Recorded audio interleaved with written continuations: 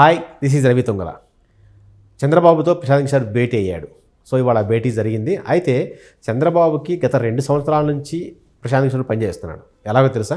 ఇదే అంశంపై మనతో మాట్లాడేందుకు సీనియర్ జర్నలిస్ట్ దుర్గా కుమార్ గారు ఉన్నారు. ఆయన అడిగి మనం తెలుసుకుందాం. సార్ నమస్కారం. సార్ నమస్కారం రవి గారు, మన వీక్షకులు కూడా సార్, ప్రశాంత్ కిషోర్ 2019 ఎన్నికల్లో జగన్ కోసం పనిచేశారు. అయితే గత 2.5 సంవత్సరాల నుంచి ప్రశాంత్ కిషోర్ చంద్రబాబు కూడా పనిచేస్తున్నారని కొన్ని వార్తలు వస్తున్నాయి. సో అది ఎట్లా సార్? అంటే చంద్రబాబుకి ఎలా పనిచేస్తున్నారు అంటే ఏంటి, దీని వెనకాల ఏం జరుగుతుంది? అంటే రవి గారు, ఈయనకి ఐపాక్ సంస్థ అనేది ఒకటి పెట్టుకున్నాడు అప్పుడు. అవును సార్, ఇండియన్ పొలిటికల్ ఏదో అసోసియేషన్ ఏదో ఉంది, కమిటీ ఉంది.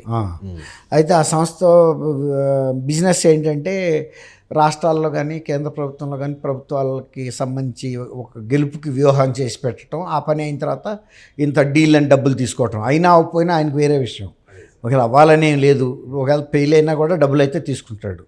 అది బిజినెస్. ఇప్పుడు అందులో రాబిన్ శర్మ అనే కూడా ఒక వ్యక్తి ఉన్నాడు. అది ఆయన శిష్యుడే, పీకేకి అత్యంత ఆత్మీయుడు. ఆయన గత కొంతకాలంగా తెలుగుదేశం పార్టీతో కలిపి ఆంధ్రప్రదేశ్లో సేల్ చేస్తున్నాడు. వీళ్ళకి రోజువారీగా చర్చా కార్యక్రమాల్లో పాల్గొని వ్యూహాత్మకమైన సలహా సంప్రదింపులు ఇస్తున్నాడు రొటీన్గా, డే టు డే బేసిస్ మీద. అంటే ఇంచుమించుగా వాళ్ళ యాక్టివిటీస్ని ఫాలో అవుతూ అందులో ఉండే ఏమైనా లోపాలు కానీ చిన్న చిన్న సవరణలు కానీ మా వ్యూహంలో ఉండే ఈ విషయాన్ని గ్రహించి మార్పులు చేర్పులు చెప్తున్నాడు. అది సేల్ చేస్తున్న టైంలోనే రాబిన్ శర్మ ద్వారా, రాబిన్ శర్మ కూడా పీకేతో టచ్లో ఉన్నాడు. ఓకే, వీళ్ళిద్దరి మధ్యలో డైరెక్ట్గా చంద్రబాబు నాయుడు గారు ఎక్కువ మాట్లాడేది ఏం లేదు, కానీ కాకపోతే ఇక్కడ ఉండే సిచ్యువేషన్ని అనాలిసిస్గా చెప్తా ఉన్నాడు. ఆయన ఆ రాబిన్ శర్మకి సలహాలు ఇస్తున్నాడు. కాబట్టి ఇంచుమించుగా అది అందేది చంద్రబాబు గారికే కదా. అంటే ఫలితం అందేది. ప్రతిదీ చెప్పక్కర్లా, కొన్ని చిన్న చిన్న ఇతనికి మార్పులు చేయగలిగిన అధికారం రాబిన్ శర్మకి ఇచ్చారు, కేడర్తో కూడా కొంచెం సమన్వయం చేసుకోవటానికి. ఓకే, అది కొంతకాలంగా రాబిన్ శర్మకి ఇక్కడ జరుగుతున్న ప్రతి విషయాన్ని అక్కడికి చెప్పటం, ఆయన మనసులో ఏముందో ఎట్లా చేయాలనే వ్యూహాన్ని చంద్రబాబుకి కానీ పార్టీ ముఖ్యులతో షేర్ చేసుకుంటున్నాడు.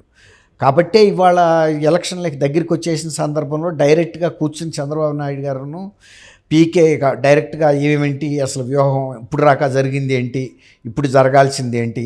ఇంకోటి ఏంటంటే ఇక్కడ మనం గమనించాల్సింది రవి గారు, ఇప్పుడు జగన్మోహన్ రెడ్డి గారిని అంచనా వేయటం ఎవరి వల్ల కాదు. ఎందుకంటే ఆయన నిర్ణయాలన్నీ చాలా అంటే లాజిక్ దొరకవు.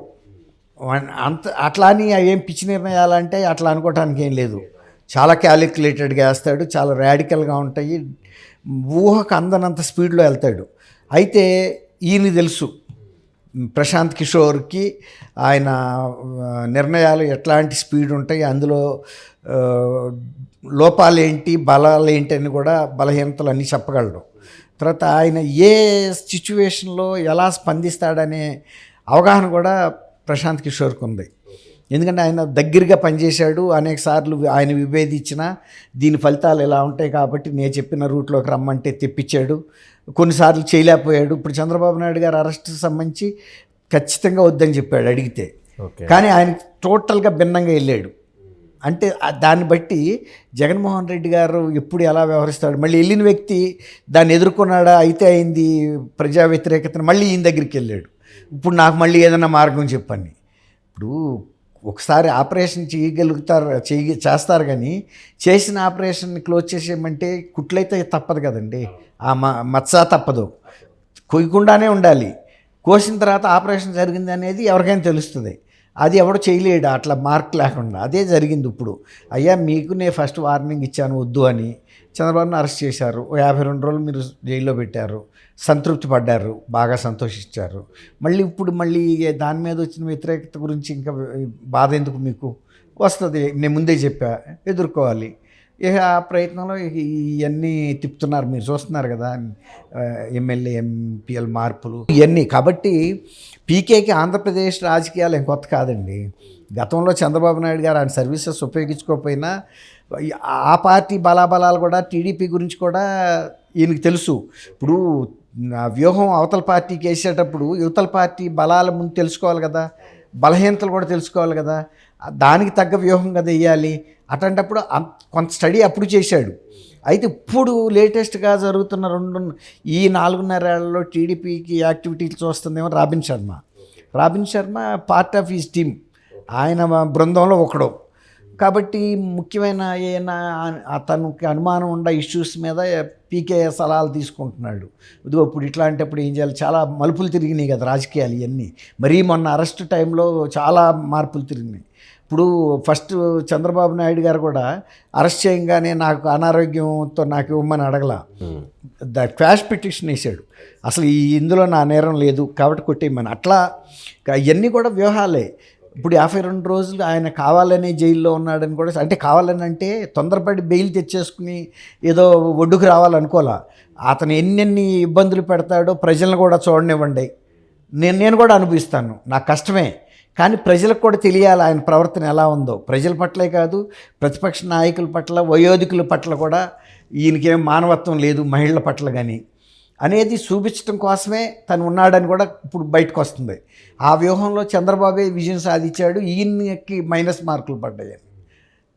తర్వాత రోజువారీగా కూడా అక్కడ ఇబ్బంది పెట్టమని ఇన్స్ట్రక్షన్స్ ఇచ్చి జైలు సిబ్బందికి రాజమండ్రికి ఇంకా పాలయ్యారంటున్నారు. అది రొటీన్గా వాళ్ళ మీద వదిలేస్తే వాళ్ళ విజ్డమ్ ప్రకారం వాళ్ళు వెళ్ళేవాళ్ళు.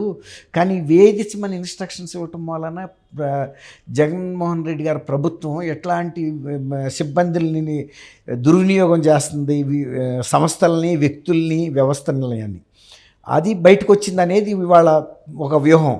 ఇప్పుడు దీన్ని బట్టి రాబిన్ శర్మ ఇవన్నీ కూడా ఇప్పుడు మీరు చెబుతున్న దాన్ని బట్టి గత కొంతకాలంగా కూడా మన పీకే ప్రశాంత్ కిషోర్ గారు మరి ఇందులో కొంత దృష్టి పెట్టాడనే అనిపిస్తుంది ఇవన్నీ చూస్తే.